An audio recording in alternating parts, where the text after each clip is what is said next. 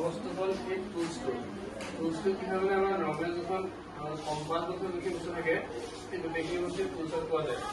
টুলছত এতিয়া তাত ruler, protector, compass এইখিনি বস্তু আহিছে।